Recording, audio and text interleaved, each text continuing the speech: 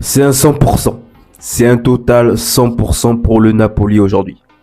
Les amis, j'espère que vous allez bien. On se retrouve aujourd'hui pour le débrief du deuxième choc de la quatrième, de la troisième journée de Serie A, pardon. Naples face à la Fiorentina. Un choc. Oui, un choc. Je vous rappelle que le dernier match du Napoli s'était terminé sur un score d'1-0 pour Naples. Et donc aujourd'hui, on est censé voir un tout nouveau visage de Naples. Alors, Antonio Conte, il décide de changer. Il démarre le match en changeant complètement toute la défense centrale. Il change toute la défense centrale. On démarre avec Milinkovic-Savic dans les buts. Spinazzola sur le côté. Buongiorno qui démarre en défense centrale. Bokema, Di Lorenzo d'un côté. Stanislas Sobotka, milieu de terrain. Scott McTominay, Kevin De Bruyne, Zambo Anguissa, Matteo Politano. Et en l'absence de la blessure de Romelu Lukaku, qui est arrivé pendant les dernières minutes du mercato, Rasmus Højlund, qui démarre à la pointe de l'attaque. Et en face, du côté de la Viola, on a une équipe de la Viola, j'ai envie de dire, qui arrive avec la peur. Faut le dire, ouais. Une équipe de la Viola qui arrive avec la peur. Parce que la Fiorentina, depuis le début de la saison, ils n'ont même pas gagné un seul match. Donc là, ils arrivent complètement avec la peur. Parce que là, ils reçoivent le champion d'Italie en titre. Et de cela, ils sont obligés de faire un résultat. Ils sont obligés. Mais bon, c'est comme ça. Par contre, j'ai bien aimé leur attaque. Avec un duo avec une qui a de la cote. Moiskin et Dzeko. Ok, après le reste, je connais pas trop. Mais bon. Premier but. Kevin De Bruyne sur penalty. Sur un magnifique jeu de Franck Zambo Anguissa qui récupère la balle au milieu de terrain. Enfin, non, il n'a même pas récupéré la balle. Attendez, c'était sur un corner. C'était sur une action de but. Et Franck Zambo Anguissa qui a obtenu le penalty en essayant de récupérer la balle. Et Kevin De Bruyne qui s'en charge et qui ouvre le score sur penalty. Permet de rassurer aussi Kevin De Bruyne. Deuxième but, Rasmus Højlund qui va sur le qui prend, qui va vers la profondeur, qui récupère une balle et qui la met au fond des filets. Troisième but, c'est le but de la recrue Bokema. Bon, les amis, la première période était facile. La première période, c'était facile, j'ai envie de dire, pour Naples. La première période, c'était facile. Les 3 buts que Naples a marqués, ils l'ont marqué en première période.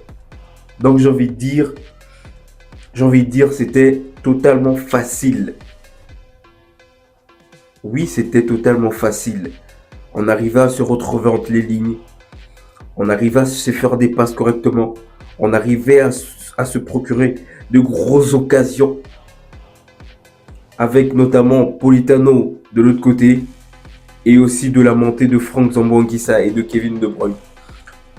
Donc, la première mi-temps, c'était easy. Deuxième période. Ensuite, avec les changements. La Fiorentina, ils ont décidé de se réveiller. Au bout, à la 60e minute, 65e minute. Et là, ils ont commencé à se réveiller. Avec les changements qui a été fait du côté de Naples et de la Fiorentina, les joueurs de la Viola, ils sont rentrés avec une espèce de fraîcheur. C'est là où on encaisse, du coup, le premier but du côté de la Viola. Et là, ils ont mis des assauts.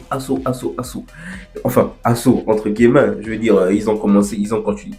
ils ont commencé à nous bombarder en fait avec des frappes qui reviennent de tous les côtés. Et là, on encaisse le but. La défense de Naples complètement surprise par les assauts. J'ai envie de dire Antonio Conte. Je vais faire passer un message à Conte. Moi, j'ai parlé. Elmas. Ok, on va pas cracher sur le joueur. Ok. On va pas cracher sur le joueur. On va pas cracher sur Elmas.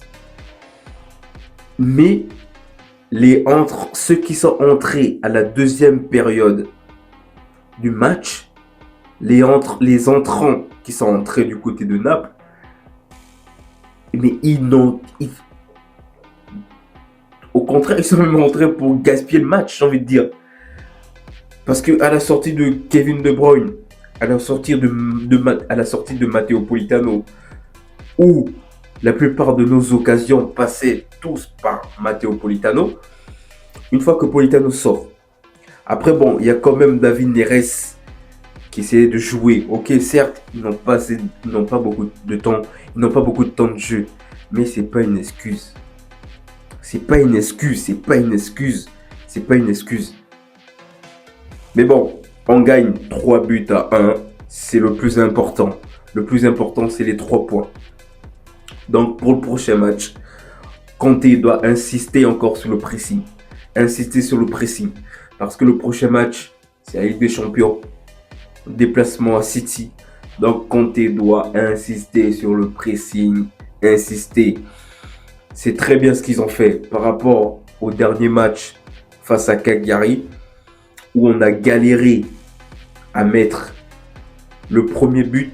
On a galéré à ouvrir le score. Ce match-là, c'est un rappel en fait. Je pense qu'Antonio Conte, c'est ce qu'il a dit à ses joueurs. Il a dit, bon ok, face à Cagliari, on a galéré pour ouvrir le score.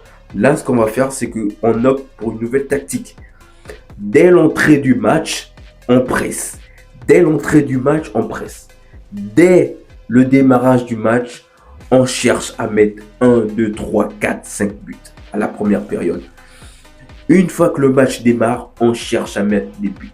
On met des buts. Comme ça, le match serait clos à la mi-temps. Et c'est exactement ce qui s'est passé. Mais par contre, au retour de la mi-temps, une fois que les titulaires sont sortis et les entrants sont entrés, là, on a souffert. Des assauts de la Fiorentina. Moise Kean qui s'est réveillé comme par hasard, qui a commencé à faire sa fête. Là, on a souffert.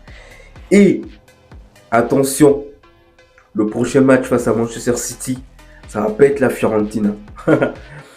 Là, cette fois-ci, on va peut-être galérer à ouvrir le score. Ou ça dépend de comment Conte veut faire. Mais moi, je dis Conte, il doit garder la même équipe qui a démarré face à la Fiorentina. Cette même équipe-là qui doit démarrer face à Manchester City. Oui. Mais par contre, il doit dire aux entrants, quand ils rentrent dans le match, quand ils rentrent sur le terrain, ils doivent mettre en tête la mentalité gagnante. Parce que c'est pas normal. Première période, Kevin De Bruyne, Zambo-Anguissa, Di Lorenzo, j'ai envie de dire tous, ils font le travail, ils font le pressing nécessaire. Mais quand ils sortent, ça y est, c'est la boucherie. Ça y est, c'est la boucherie. Ça y est, on commence à encaisser des buts. Non. Face à City, ça va pas être la même chose. Voilà, écoutez les amis, on va arrêter là. C'est un 100% pour Naples. Troisième victoire en 3 matchs. C'est très bien. On a les 3 points. On colle à la Juve qui est en tête. C'est très bien pour les prochains matchs, pour la confiance. Le prochain match, c'est jeudi. Face à Manchester City. Déplacement pour la Ligue des Champions. J'espère qu'on retrouvera cette équipe. J'espère qu'on retrouvera cette même mentalité en Ligue des Champions. Voilà. C'est tout pour moi les amis. Restez branchés pour la suite